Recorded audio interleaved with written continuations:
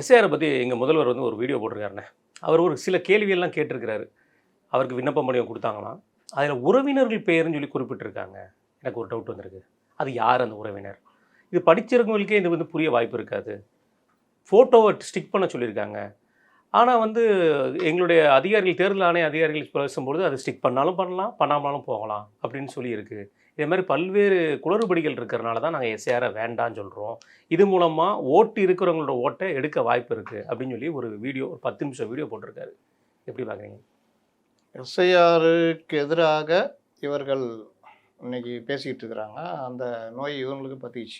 இந்த ராகுல் காந்தி ஆரம்பித்த நோய். இப்போ ராகுல் காந்திக்கே கேள்வி வைக்க ஆரம்பிச்சிட்டாங்க. ஆமா. எஸ்ஐஆர் தப்பு, ஓட்டு திருட்டு அதெல்லாம் ஏன் சுப்ரீம் கோர்ட்டு போக மாட்டேங்கிற, கோர்ட்டுக்கு ஏன் வரமாட்டேங்கிற, வெளியில இருந்து கம்பு சுற்றி நிற்கிறிய அப்படின்னு. அவரும் என்னென்னவோ பெரிய பெரிய எல்இடி ஸ்க்ரீன் வச்சுக்கிட்டு என்னென்னவோ பண்ணி பார்க்குறாரு. யாருக்கும் ஒன்றும் புரியல. முதல்ல அவருக்கே அது புரியல. 20,000 ஓட்டு கூடிடுச்சு. கூடினதை குறைக்கிறது தானே எஸ்ஐஆர். எங்கே தப்பு நடந்திருக்குதோ அதை கண்டுபிடிக்க தானே எஸ்ஐஆர்.